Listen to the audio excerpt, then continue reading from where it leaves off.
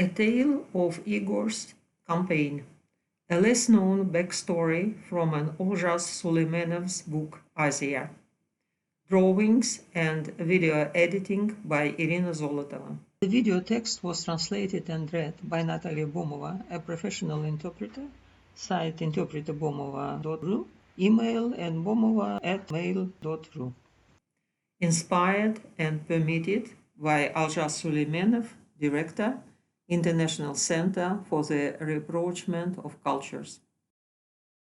Азия. Книга благонамеренного читателя. In English translation, Asia, the book of a well-intended reader. The language of writing, a view into prehistory on origin of the written language and language of minor mankind. God's smile. Crossing parallels. The Turks in prehistory, about the origin of ancient Turkic languages and scripts. A Code of a Word, Introduction to Universal Etymological Dictionary, 1001 words. Let's review upon Kievan Rus political events history belonging to a period described in the Tale of Igor's Campaign in Russian Slova o Polku Igoria from Aljas Suleimanov's book Asia, Almaty, 1975. The original text by an author dating the 20th century hasn't come down to us.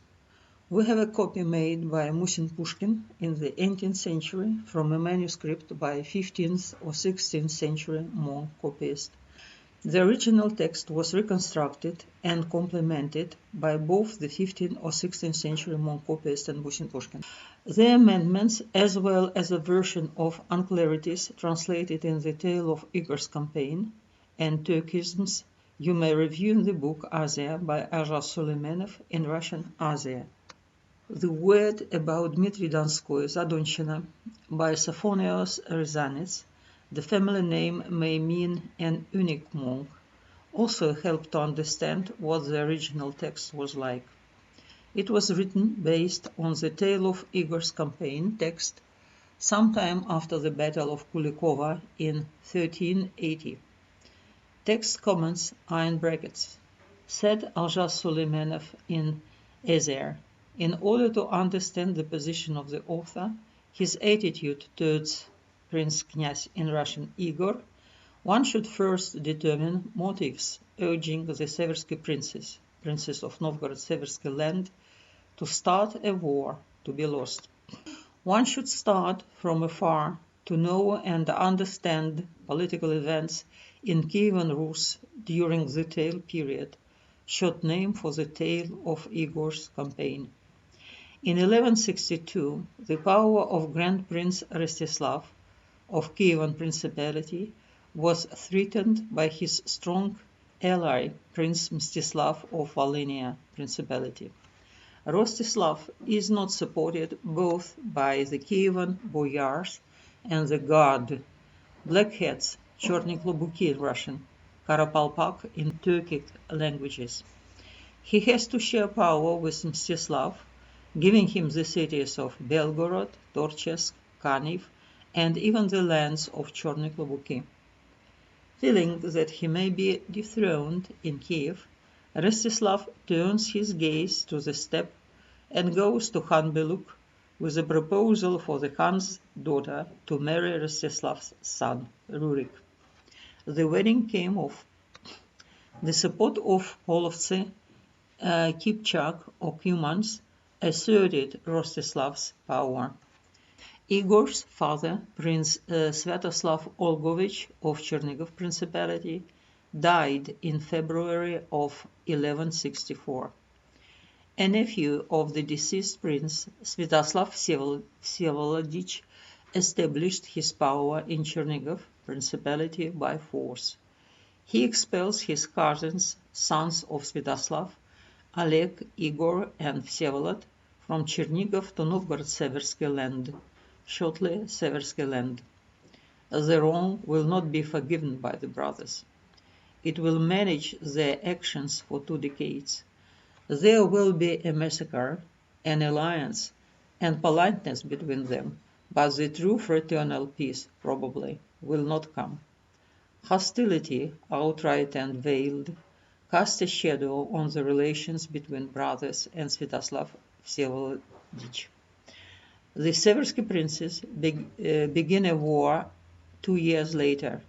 Sviatoslav invites Polovtsi, who attack Novgorod-Seversky. Rostislav assists in reconciliation of the parties. Rostislav died in 1167, and the struggle for the Kievan throne enters a new phase. Kievan people and Chorny Klobuki sent for Mstislav of Volhynia. The latter, behind the backs of the legal heirs to the throne, the sons of Rostislav, Rurik and David, enters a city of Kiev and ascends to the throne on May 15, 1167.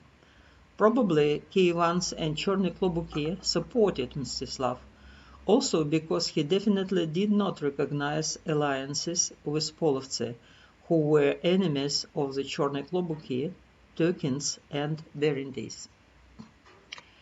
Kievans and Chorny Klobuki did not like Rostislav because he relied on Polovtsi.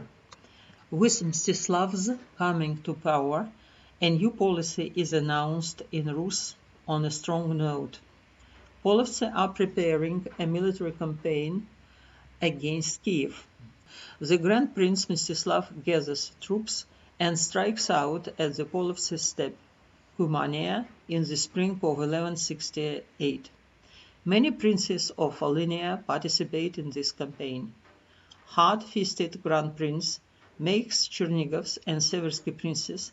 After all, Olgovichi were at that time in Mstislav's thrall, and even Rostislavichi, Rurik and David, to send their troops to the steppe. The Olgovichi are the descendants of Prince Oleg Sviatoslavich of Chernigov. He collected troops of an entire forest steppe zone from the basin of Vistula to the northern Donets rivers under his standards. The striking power was a cavalry of Turkins commanded by Bastei, Chorny Klobuki and Berendys. The campaign began in early spring on March the 2nd. Then the steppe people are just going to migrate to summer pastures. Lambing begins, herds were becoming burdensome with youngsters. Polovtsi did not have time to organize themselves. The Russian troops seized a rich booty, captured a huge number of captives, so that all Russian soldiers took as prisoners a prodigious number of slaves, men and women, their children, servants, livestock and horses. The policy of Mstislav was glorified by this victory. Novgorod city expels Sviatoslav Rostislavic and calls for a son of Mstislav, Roman. The free city, Novgorod, request was granted by the Grand Prince, and on April 14, Roman arrives in Novgorod. But the opposition also takes actions. Prince Andrew the Pious of Suzdal, Vladimir Suzdal Principality, a son of Yuri the Long Arm, organizes a coalition of princes who are annoyed with the extension of Mstislav's power and the sharp turn in relations with the steppe. In 1169, the troops of the 12 princes moved to Kiev. The Polovtsian princes accompanied them. In March 1169, Kiev was taken and plundered. Gleb Yurievich, a son of Yuri the Long Arm from the Polovtsian princes, Andrew the Pious brother, ascends to the throne. Mstislav's attempt to destroy fundamentally the traditional relations with the steppe ended in failure. The main part in the overthrow of Mstislav was played by princes related to Polovtsi by blood, sons of Yuri the Long Arm, Olgovichi, Oleg and Igor, Rostislavichi, Rurik and Roman, etc. In 1170, Andrew the Pious was engaged in returning Svetoslav Rostislavich on the Novgorod throne. It was successful. His troops were defeated by Novgorodians. Svetoslav Rostislavich died. Taking advantage of degradation of his main enemy, Mstislav of Volhynia with Cherny Klobuki, Galician and Turov principalities troops moved to Kiev. The citizens opened a gate to the city for their beloved prince without any fight. Gleb Yurievich flees to the Polovtsi, returns with Apollothian Khan Kanchak a month later in April and expels Mstislav. The latter died from an illness in August 1170 in his city of Vladimir Volhynsky. His son Roman left Novgorod, and Rurik Rostislavich took his place under a contract with Andrew the Pious. It may be thought that a traditional order has been restored. The key cities of Russia are in the hands of princes who stand for the former relations with the steppe. The Kievan boyars and the church once again prove that they stay strong. Gleb Yurievich suffered the same fate as his father and was buried next to Yuri the Long Arm's grave in the Church of the Savior on Berestov. The boyars insisted upon Rostislavich inviting Vladimir Mstislavich to reign against Andrew the Pious' will. But the former was incapable to continue his father's policy, and he died from a mysterious illness after he had reigned for 4 months, most likely from the same illness as the previous prince. Roman Rostislavich began to reign in Kiev in July 1171 by agreement with Andrew the Pious. Probably keeping in mind a painful experience by his predecessors, he made peace with the boyars, and this meant a break in relations with Andrew the Pious. But Andrew is far away in Suzdal, and the boyars are there nearby. Andrew again asked for extradition of his brother's murderers in early 1173. Rostislavich had to refuse and allow the boyars Grigory Khotovich and his accomplices to escape. Then Andrew requested Roman to discontinue reigning. Rostislavich first obeyed and then sent a declaration of war to Andrew and invaded Kiev at night of March 24, 1173. A man of more resolution among the Rostislavichi, Rurik, became the Grand Prince. Despite the fact that his wife is a Polovtsian, his political program obviously does not contradict plans of Kievan boyars and Cherny Klobuki. Kiev needs a strong man that might unite Rus and free it from power of the steppe. And first of all, a mighty Andrew the Pious should be opposed to. And Rurik ventured upon this step. Then on the scene is appearing Svetoslav Vsevolodych, who has been sitting idle in his Chernigov so far, watching from the side his vicissitudes for the struggle for the Kievan throne, and rising and falling of Andrew's puppets. It was high time for Svetoslav to join this struggle. He had learned a lot, gauged strength of the boyars, their aspirations, weaknesses and positions of grand princes, changing before his eyes over several years. He doesn't choose whose side to take, it is clear. Andrew is still powerful. He has a lot of experience and strong influence. Rostislavichi, whom he supported, became enemies. In this situation, it is advantageous for Olgovich to come down on the side of Andrew. This alliance does not seem to Andrew the Pious unnatural. The traditional connections between Olgovichi and the steppe are well known. And whom, except Olgovichi, will be able to continue productively Andrew's policy on the Kievan throne? But having ascended the throne, Sviatoslav will find a common language with the Kievan boyars. He understands the power of this class and their reasonable aspirations. Unification of Rus is a noble goal. It would not be achievable unless that power is a determined ruler like Mstislav, but more diverse.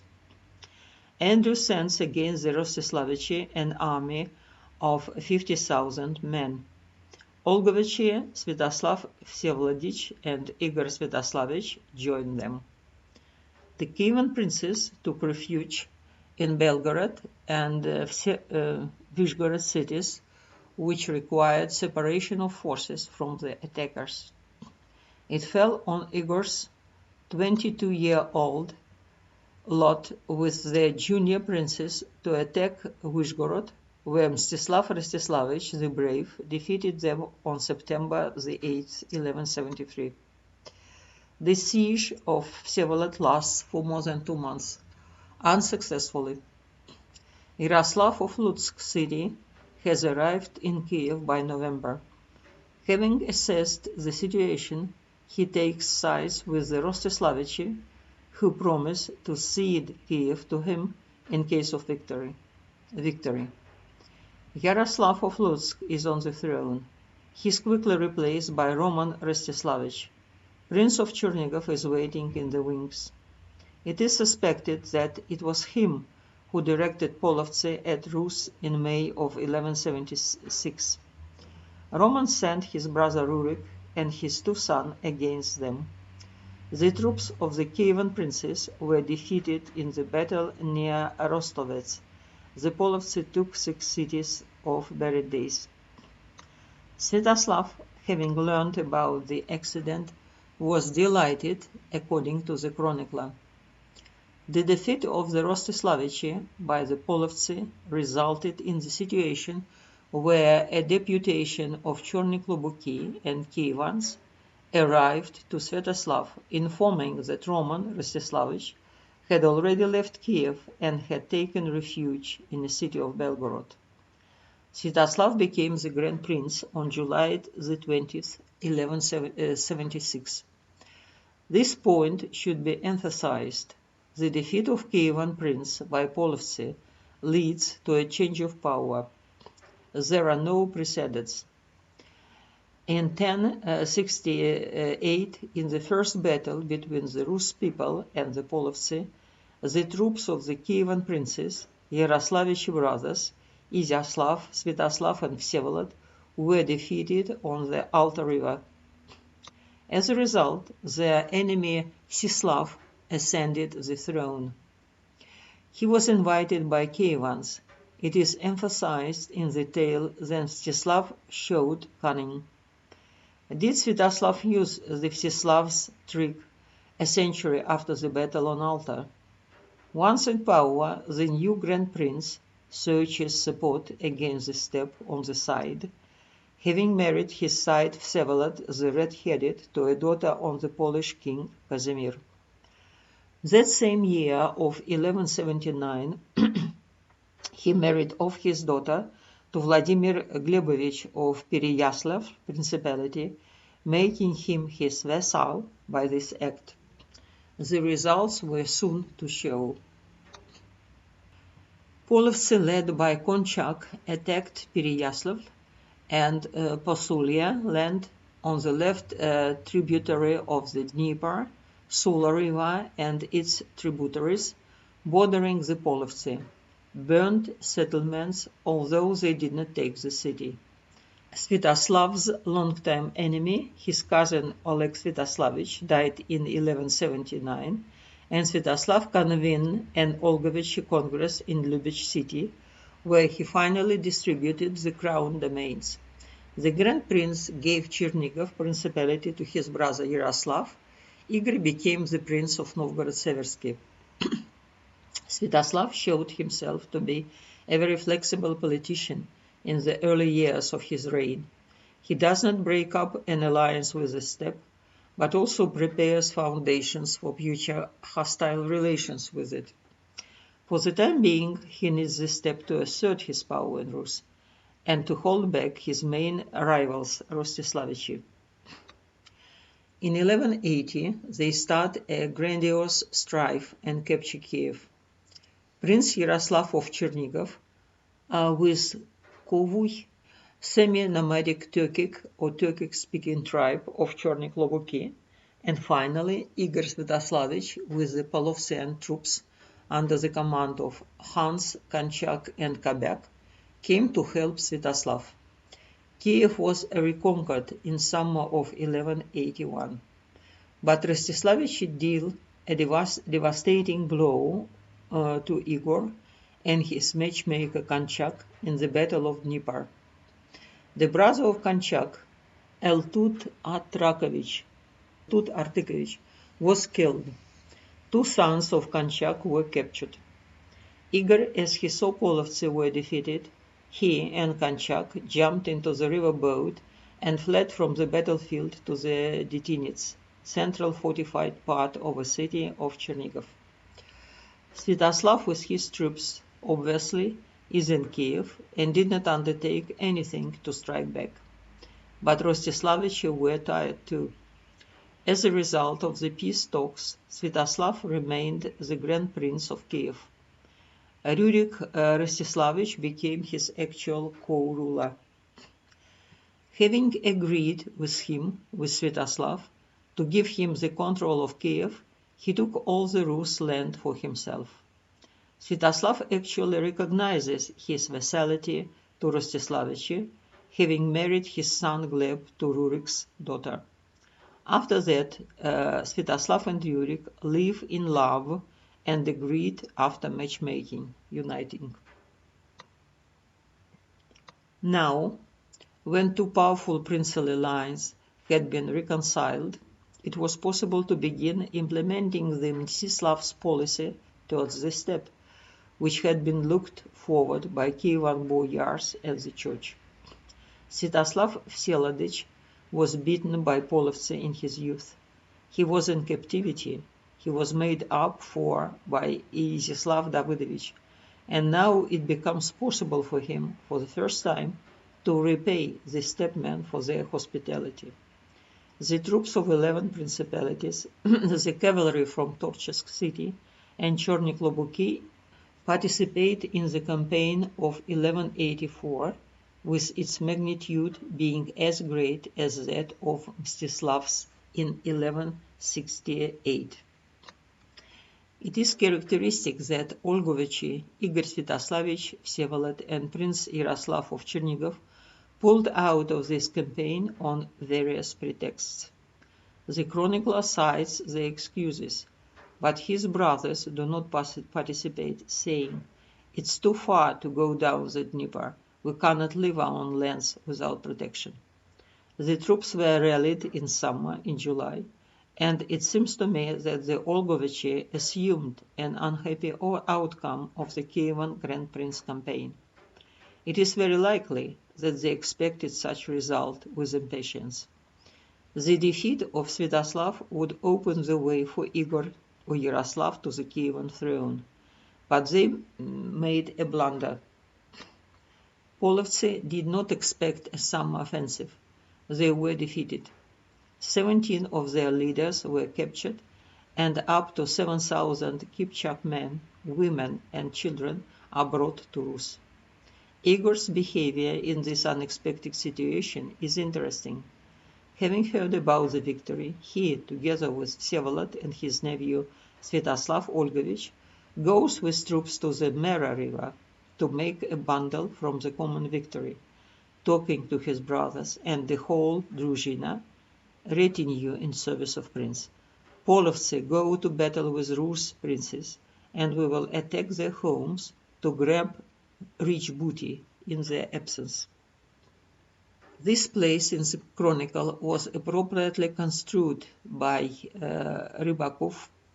Neither the all-Russian defensive actions, nor even protection of its own boundaries, but a desire to seize Polovtsian youths with their wives, children, and property, led the princes to start this campaign, a kind of rehearsal for a future campaign of 1185. and the actors in this rehearsal are the same: Igor, Всеволод the boy Tur, Svetoslav Olgovich and his son, young Prince Vladimir. He goes yonder into the steppe, no longer than 60-70 kilometers, crashes a warband of 400 and pillages in defensive nomad camps. Polovtsy marshaled their forces for exchange attacks at Kiev in 1185. Konchak approached a bordering Sula river along a winter road in February 1185. He apparently was directed at Kiev by Igor. Polovtsy came to Rus, as a rule, upon an invitation of the princes themselves. Aimless standing of the Konchak huge army on the bordering Sula river, which was equipped with the most modern weapons, firearms, cannot be explained but for one reason. Konchak was waiting for launching an attack by Seversky princes and Yaroslav from Chernigov. It is no mere chance that Svetoslav immediately sends people to Igor and Yaroslav. They succumb to persuasion, give up their previous intentions, however, without having accepted Sviatoslav's proposal to move their troops to Konchak, refuse to support him. They once again tempted Providence. Maybe Konchak will do what Kobyak failed to do last summer. Konchak, while the Olgovich negotiations are taking place, patiently waits beyond the Sula river, as signaled by his allies. He had never had such a huge army. Using a surprise factor, he could have taken Kiev on his own if he had had such a task. But he is standing without crossing the border. Svetoslav is ringing up the princes, marshals, forces. Svetoslav and Yurik headed to Sula river with their troops themselves. The Turkic tribe from Chorny-Klobuki, cavalry, and Chorny-Klobuki, having passed Horol river on March the 1st, dealt an unexpected blow on Konchak's troops. Konchak flees, abandoning his artillery. The Chorny-Klobuki of Khuntugdie, numbering 6,000 horsemen, pursued him, but did not catch him. Blood roads in spring prevented to gain Konchak himself. Igor and Yaroslav betrayed their ally, putting him, let's have it straight, in an awkward position. Svetoslav strains after consolidating the victory. The same sprint, Prince Svetoslav sends Roman Nezhdilovich with Berendais to attack Vail Polovtsy. By God's help, they captured a lot of them, as well as their horses, on April 21st, on the great day. He intends to have a summer campaign, to pick a fight with Polovtsy on Don river for the whole summer.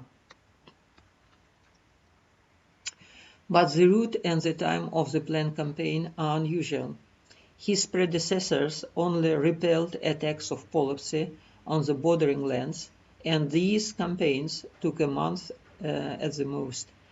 But Svetoslav decided to go far into the wild steppe, to the Don river, where Rus troops had never been. Svetoslav is going to marshal troops from the upperlands to persuade the princes to join him. A city of Novgorod-Seversky he found deserted. His cousins Igor and Vsevolod, hiding from him, left to conquer the whole steppe up to the Don. They decided that Konchak, who did not live up to their hopes, was finally defeated, and it would be unwise not to take advantage of this favorable situation. An unexpected turn of events changes Igor's tactics.